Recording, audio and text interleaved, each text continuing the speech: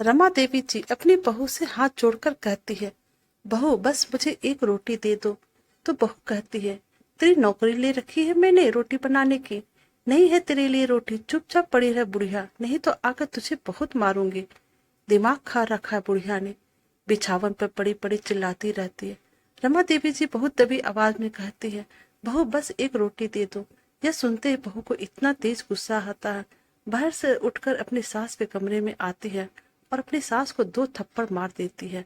थप्पड़ मारकर चिल्लाकर कहती है, अगर अब की बार मुझसे रोटी मांग ली तो तेरी हड्डियां तोड़ दूंगी। बुढ़िया किसी को भी चैन से नहीं रहने देती, पहले अपने पति को चैन से नहीं जीने दिया तो वह तुझे छोड़कर भाग गया, और अब मुझे चैन से नहीं जीने दे रही है। लेकिन मुझे अपने पति की तरह मत समझना कि मैं यहाँ से भाग जाऊंगी। बुढ़िया मैं तो तुझे ही भगा दूंगी यहाँ से, पर खुद नहीं भागूंगी। बहू अपनी सास को मारकर और यह कहकर अपनी सास के कमरे से बाहर निकल जाती है। रमा देवी जी अपने गाल को पकड़े हुए जोर जोर से रोए जा रही थी। उनकी आंखों से लगातार आंसुओं की बारिश हो रही थी। एक तो भूख का दर्द, ऊपर से बहू की मार का दर्द, उनकी बूढ़ी हड्डियां बर्दाश्त नहीं कर पा रही थी। आज अपने घर में अपनी ही बहू के हाथों से वह मार खा रही थी। यह पीड़ा उनके हृदय से सहन नहीं हो पा रहा था। रमा देवी जी अपने कमरे के कोने में दीवारों से लगी हुई बैठी थी। बहू ने इतने जोर से थप्पड़ मारे थे, गालों में असलियत में पीड़ा हो रही थी। आज उन्हें बहुत रोना भी आ रहा था और गुस्सा भी आ रहा था। रमा देवी के पति का नाम बलवीर सिंह है। बलवीर सिंह जी एक सरकारी कर्मचारी थे। बलवीर सिंह जी और रमा देवी जी के एक बेटा है, तो उनका नाम आलोक और बहू का नाम प्रीति है। आलोक का भी एक बेटा है जिसका नाम दीपक है। बलवीर एक सीधे साधे एवं दयालु एवं सज्जन व्यक्ति है। रमा देवी जी उन्हें हमेशा ताना मारती थी। घर में कोई भी काम खराब होता उनका सारा दोष अपने पति पे डाल देती थी, क्योंकि वह अपने बेटे बहू और पोते से अत्यधिक प्रेम करती थी। प्रेम तो बलवीर सिंह भी अधिक करते थे, खासकर अपनी पत्नी से अत्यधिक प्रेम करते थे, लेकिन कभी जताते नहीं थे, इसलिए उनकी हर बात चुपचाप सुन लिया करते थे। परंतु जब भी रिटायर हुए और घर में रहने लगे, तब से रमा देवी बात बात में टोका टोकी करती थी। धीरे धीरे उनका मन विचलित होने लगा था और वह अपने आप को दोषी समझने लगे थे। बलवीर सिंह जी अपने पोते दीपक से अत्यधिक प्रेम करते थे। दीपक की जॉब मुंबई में लग गई थी और उसे गए हुए अभी 4 महीने हो चुके थे। जब उसका पोता दीपक घर पर था, तब तक वह दादाजी को खुश रखता था, परंतु जब से मुंबई चला गया, तब से विशेष बलवीर सिंह जी का घर में दिल नहीं लगता था। अब उन्हें घर काटने को दौड़ता था। ऊपर से रमा देवी जी उनके झगड़ते रहती थी। एक दिन बलवीर सिंह जी एक पत्र लिखकर रात के अंधेरे में घर छोड़कर चले जाते हैं। सुबह को जब रमा देवी जी देखती है तो उनका टेबल पे एक पत्र, मोबाइल, एटीएम कार्ड रखा हुआ मिलता है। वह पत्र उठाकर देखती है। यह पत्र उनके पति बलवीर सिंह जी का था, जिसमें लिखा था, प्रिय रमा, मैं घर छोड़कर हमेशा के लिए जा रहा हूँ। मैं तुमसे अपने बच्चों से अत्यधिक प्रेम करता हूँ, परंतु मैं यह कभी जता नहीं पाया। तुमने कभी मेरे प्यार को समझा ही नहीं। मैंने इस घर के लिए अपना जीवन समापन कर दिया। अपने जीवन में मैंने कभी कोई गलत कार्य नहीं किया। सीधा काम पर जाता था, पूरा दिन काम करता था और अपने घर लौट आता था।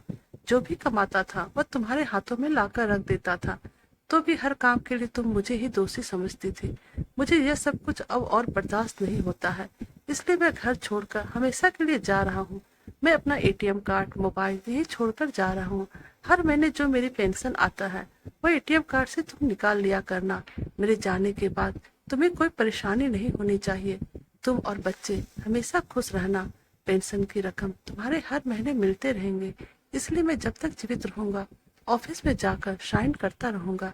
अगर पेंशन आने बंद हो जाए तो समझ लेना अब मैं इस दुनिया में नहीं हूँ। अभागा बलवीर सिंह। यह पत्र पढ़ते हुए रमा देवी जी के होश उड़ गए। फिर वह जोर जोर से रोने लगी। उन्होंने कभी सपने में भी नहीं सोचा था कि उनकी बातें बलवीर सिंह जी अपने दिल पर लेते हैं। वह तो अपने बेटे और बहू को बचाने के लिए उन्हें कुछ कहती थी और सारा दोष उन पर लगा देती थी। बलवीर सिंह जी के जाने के बाद उनके बेटे ने मोबाइल और एटीएम कार्ड अपने पास रख लिया। रमा देवी जी अपने पति के जाने के सदमे से टूट चुकी थी और दीपक भी यहाँ नहीं था जो अपनी दादी को संभाल लेता, क्योंकि दीपक अपनी दादी से अत्यधिक प्रेम करता था। और दादा दादी भी दीपक पर जान छिड़कते थे। बलबीर सिंह जी और दीपक के पीछे रमा देवी जी के बेटे और बहू ने उनके साथ बहुत गलत व्यवहार करना शुरू कर दिया। उनकी बहू उन्हें खाना नहीं देती थी और कभी कभी तो वह रमा देवी पर हाथ भी उठा लेती थी। आज भी यही हुआ। रमा देवी भूखी थी और उन्होंने अपनी बहू से खाने के लिए रोटी मांगी थी, तो बहू ने उनको 2 थप्पड़ मारकर चली गई। आज उन्हें अपने पति की बहुत याद आ रही थी। उन्हें अपनी गलती का एहसास हो रहा था। जिस पति को उन्होंने कभी समझा नहीं, वही पति उनके ढाल थे। जाने के बाद उनके बेटे और बहू ने उनकी जिंदगी नरक बना दी थी। बलवीर सिंह थे तो घर में उनकी इज्जत थी, बलवीर सिंह जी नहीं थे तो घर में अब उनकी कोई भी इज्जत नहीं थी। इस घर में वह एक जिंदा लाश की तरह बन चुकी थी। दीपक के मुंबई गए हुए 1 साल हो गया था और आज 1 साल के बाद मुंबई से अपने घर लौट रहा था। मुंबई जाकर दीपक अपने काम में बहुत ज्यादा व्यस्त हो गया था। आलोक ने आज तक उसे उसके दादा दादी के बारे में नहीं बताया था। दीपक कभी फ्री होकर घर फोन करता तो अपने दादा के बारे में पूछता।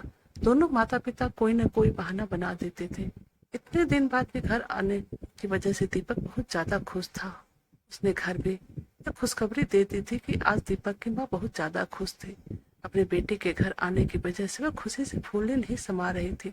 सुबह से प्रीति किचन में घुसी हुई थी और तरह तरह के पकवान बनाने में लगी हुई थी। इन पकवान को बनाने में उसे यह भी याद नहीं रहा कि उसने अपनी सास को खाना नहीं दिया है, और अगर दीपक को पता चल गया तो वह बहुत गुस्सा करेगा। वह तो बस खुशी खुशी में सब कुछ किए जा रही थी। दीपक मुंबई से निकलकर घर पहुंच चुका था। वह तो बस खुशी खुशी धीरे से दरवाजा खोलता है और उसके बाद उत्साहित होकर घर के अंदर आता है। वह अपनी मम्मी पापा से मिलने के बजाय अपने दादा दादी से मिलने को अधिक एक्साइट था। आज तो मैं 1 साल बाद वापस आया हूँ, दादा दादी तो खुशी से झूम उठेंगे। दीपक दादा दादी के कमरे की तरफ बढ़ रहा था, तभी उसकी मम्मी ऊपर से आई जो दीपक को देखकर बड़ी खुश हुई। दीपक ने मम्मी को नमन किया। उसे दादा दादी के कमरे की तरफ जाते हुए देखकर प्रीति घबरा गई और जल्दी से बोली, बेटा अपने कमरे में चल, उधर क्यों जा रहा है। उसकी मम्मी उसे बोलती रह गई, किंतु वह दादा दादी के कमरे की ओर बढ़ता गया। उसकी मम्मी उसे रोकते हुए रह गई, परंतु वह नहीं रुका और दादा दादी के कमरे में जैसे दीपक पहुंचा तो उसकी आंखें फटी की फटी रह गई। उसके दादा दादी के कमरे में अंधेरा था और बदबू मची हुई थी।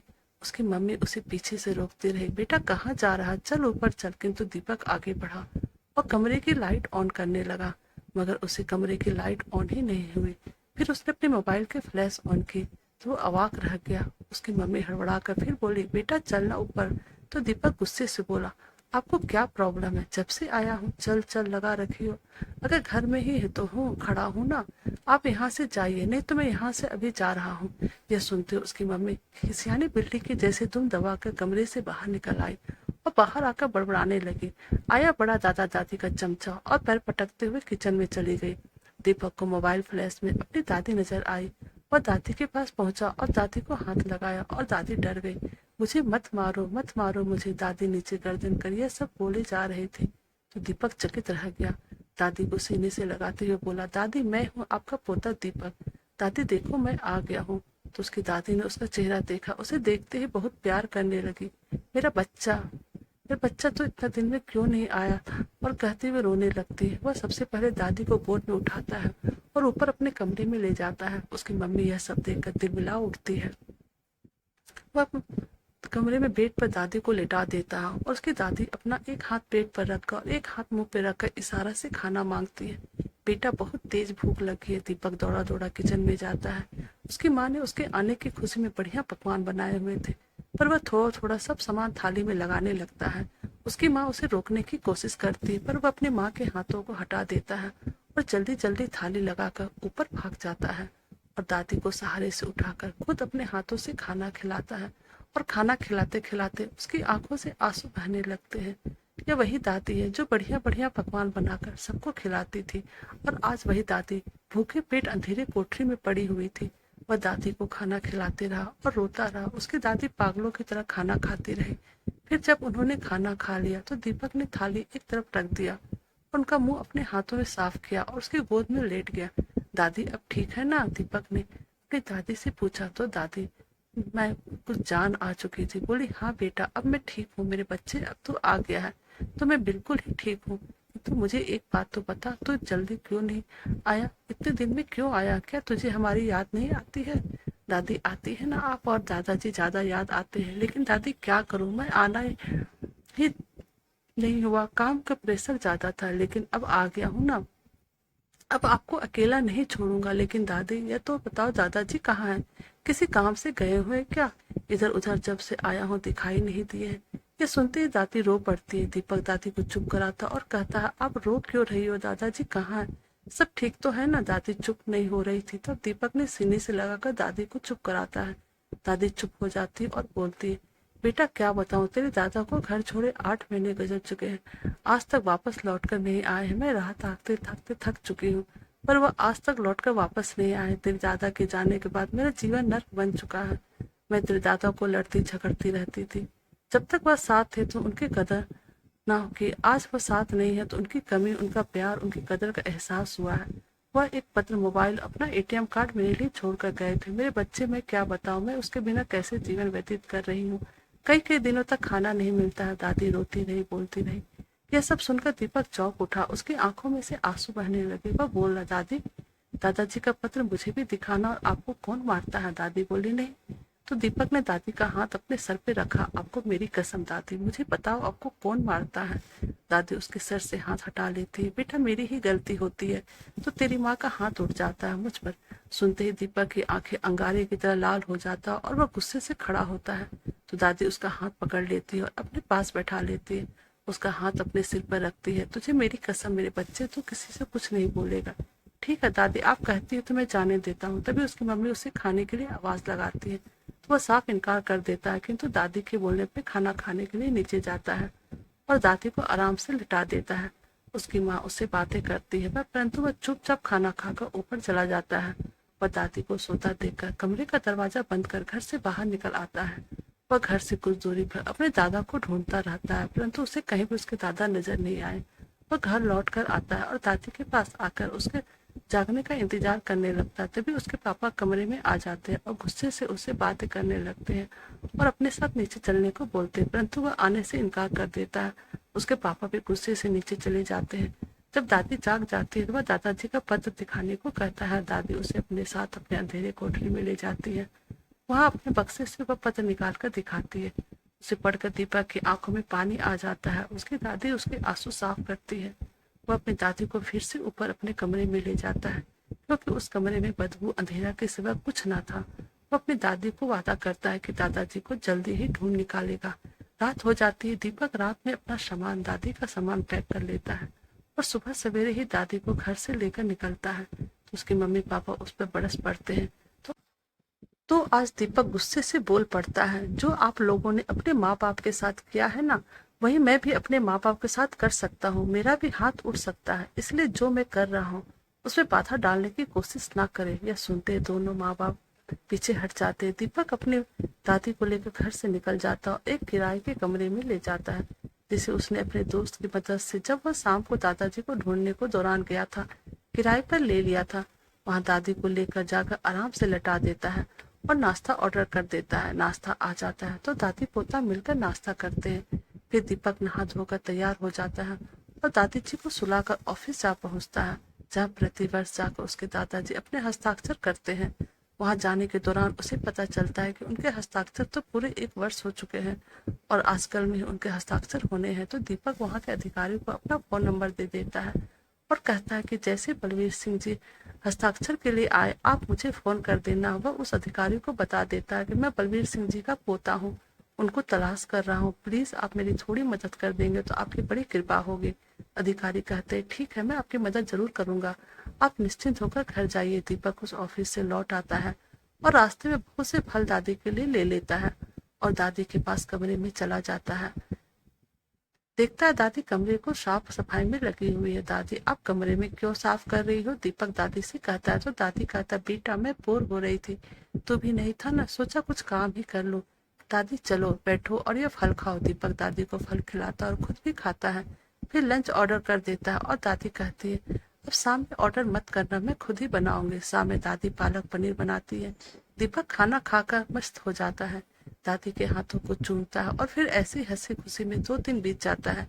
2-3 दिन बाद बलवीर सिंह जी को ऑफिस से फोन आ जाता है, तो दीपक दौड़ा दौड़ा ऑफिस पहुंच जाता है। जिस अधिकारी का दीपक को फोन आया वह बलवीर सिंह जी को वहीं रोक कर रखते हैं। दीपक वहां अपने दादाजी को देखते ही प्रणाम करता है, आचरण स्पष्ट करता है। बलवीर सिंह जी दीपक को देखकर आश्चर्यचकित हो जाते हैं, उसको गले लगा लेते हैं। दीपक अपने दादाजी से पूछता है कि दादाजी आप इतने दिन से कहाँ थे?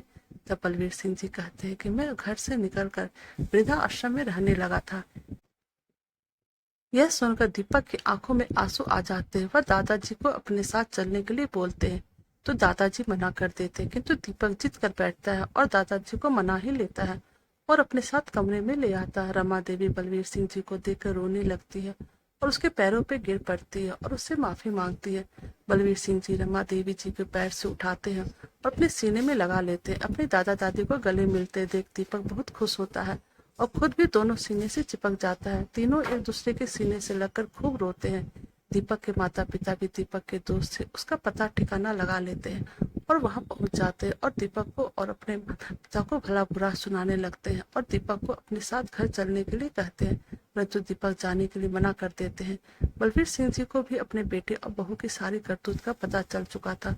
उन्होंने रमा देवी के साथ क्या क्या किया। दीपक ने अपने मम्मी पापा को वहां से निकल जाने के लिए कहा, पर वो उनकी बातें सुनने के लिए तैयार नहीं थे। दीपक ने कहा, आप यहाँ से चले जाइए, नहीं तो आप मेरी सूरत कभी नहीं देख पाएंगे। यह सुनकर दीपक के मम्मी पापा डर जाते हैं और चुपचाप वहां से चल जाते हैं। अगले दिन दीपक अपने दादा दादी को अपने साथ मुंबई ले जाता है और उन्हीं के साथ हंसी खुशी जीवन गुजारने लगते हैं और दीपक के माता पिता अब अकेले बेरंग घर में अपने नीच कर्मों की सजा भोग रहे हैं।